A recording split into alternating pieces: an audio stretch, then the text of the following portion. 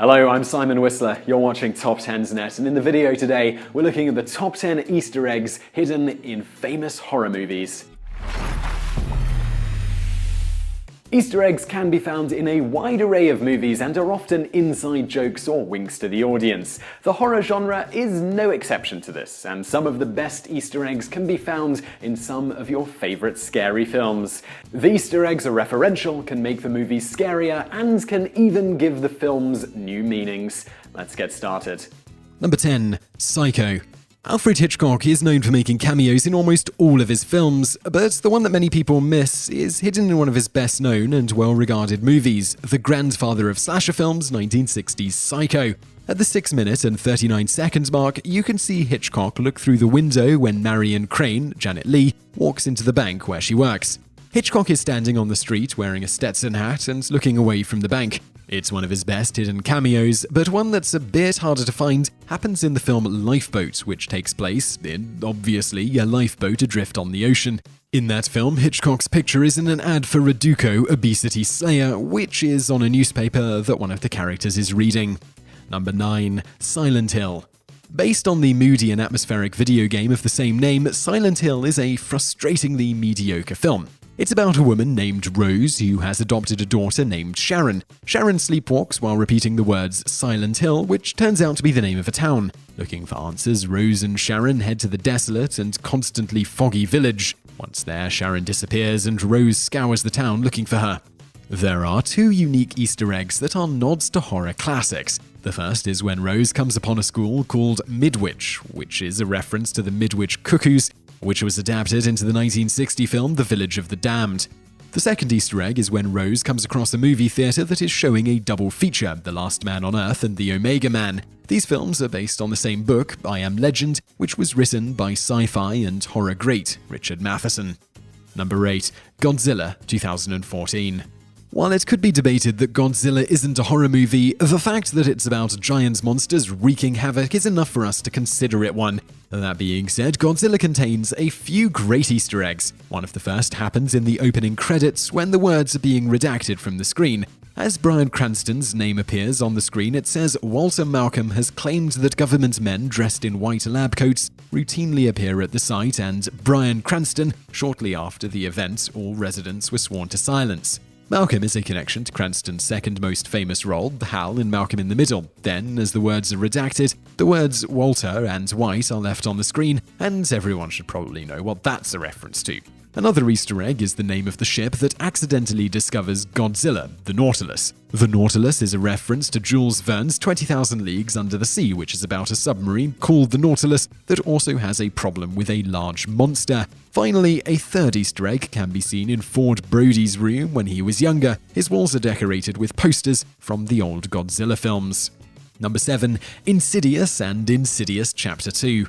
The first two Insidious films have some of the more creepy Easter eggs in the horror genre. In the first film, when Renee Lambert, Rose Byrne, is tidying up the second house the family moves into, there's a single shot that tracks her as she walks through the home. It seems pretty innocuous, but as she puts her clothes in the basket, you can see the dancing boy ghost facing the wall beside the coats that are hanging up. There's a similar Easter egg in the sequel, Insidious Chapter 2. Again, Renee is doing housework when the detective calls. As she's walking through the house, talking on the phone, if you look to the very right of the screen, you can see the ghost of Parker Crane in another room, but as Renee moves towards that room, the ghost disappears.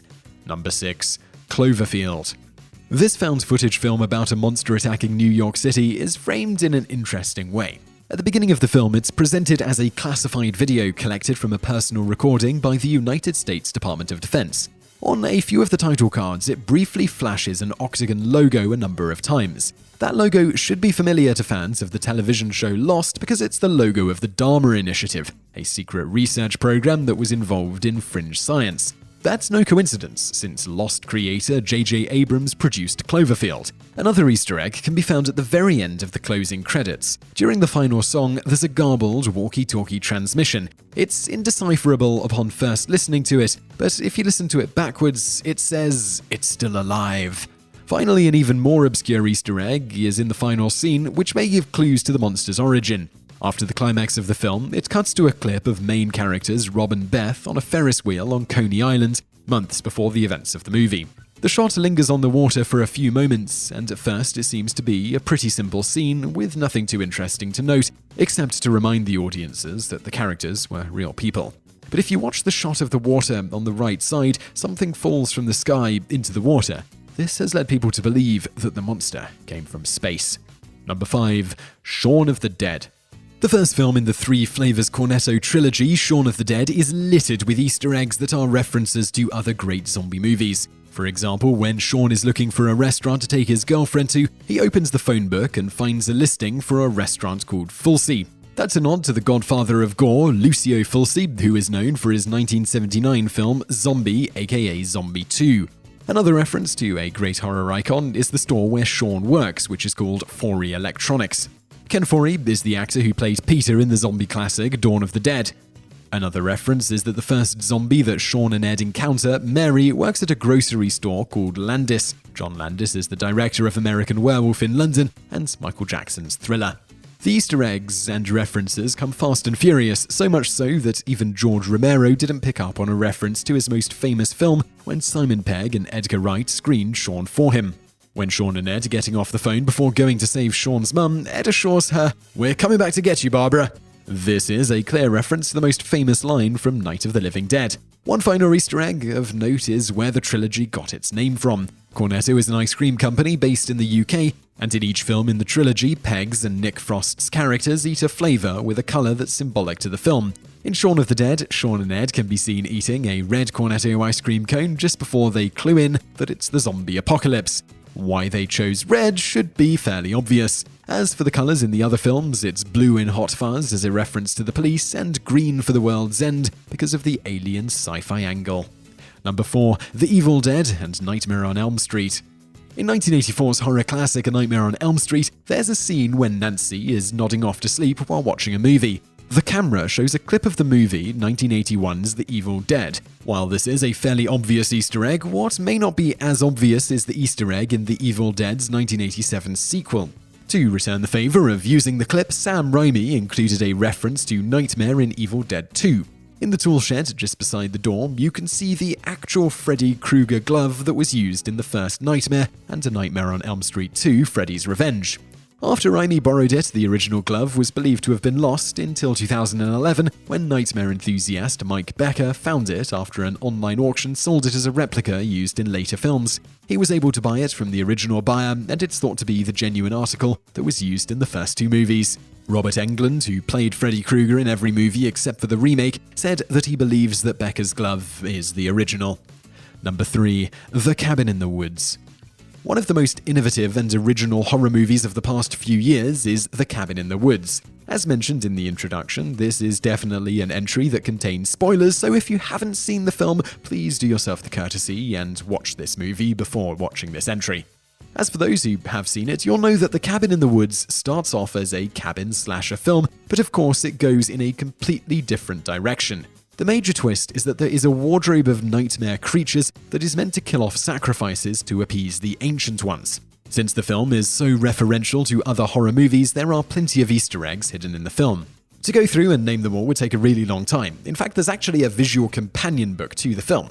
But some of the more interesting ones are seen on the whiteboard that's used to take bets. For example, Angry Molesting Tree and Deadites are references to The Evil Dead, as is the title and the setting of the film. Other monsters include twins, which can be seen in the warehouse and look almost identical to the twins in The Shining. Then there's a reference to Joss Whedon's beloved cult show Firefly. One of the monsters who appear in the movie but not on the board is a Reaver, which are animalistic humans from Firefly and the film Serenity. Besides just the monsters themselves, there are even further details in the film, such as each item in the cellar is linked to a creature. For example, Kurt, Chris Hemsworth, almost unlocks the puzzle box that would unleash a Pinhead from Hellraiser-type monster. Number 2. The Silence of the Lambs. Arguably the greatest serial killer movie of all time is the Academy Award-winning The Silence of the Lambs. Early on in the film, Hannibal Lecter is locked up in a psychiatric hospital when he's visited by FBI agent-in-training Clarice Starling. Starling tries to get Hannibal to do a questionnaire, which leads to one of the most memorable quotes in movie history. A census taker once tried to test me. I ate his liver with some fava beans and a nice Chianti. It turns out this is actually a clue that Hannibal was giving Clarice, though she obviously never picked up on it. When the book was written in 1988, it was common to treat psychiatric patients with monoamine oxidase inhibitors, MAOI. When someone is on MAOIs, they have to avoid certain foods and drinks because it can cause the blood pressure to go up and could result in death. And 3 foods that could be deadly to people taking MAOIs are liver, fava beans, and red wine. Hannibal was flat out telling Starling that he wasn't taking his medication, which aided his escape later in the film. Number 1. The Shining. The Shining has so many layers and is so dense with possible meaning that there's a documentary about theories surrounding the film called Room 237. One example is that clues in the film are hints that Stanley Kubrick was involved in staging the moon landing. Besides that theory, there are a few other Easter eggs that make the film a lot creepier. The first one is when Jack is in the busy hotel lobby waiting to meet his new boss while reading a Playgirl magazine. It's a hint that something odd is going on in the hotel. This is seen again through the power of the hotel itself. In one scene, there's a shot of Jack, and after it cuts away and then back to Jack, a chair and table that were in the background have vanished. Then there's a TV that works but doesn't have an electrical cord. Finally, there's the setup of the hotel. In a number of scenes, there are windows on the wall that show the Torrances are in a corner room, but when Wendy and Danny are fleeing for their lives, their room is in the middle of the hotel. These could have been mistakes, but most people don't believe so because of how detail-orientated Kubrick was. He was obsessed with everything that appeared in the frame, and these were not subtle mistakes. Another Easter egg is when Dick Halloran is driving up to the hotel.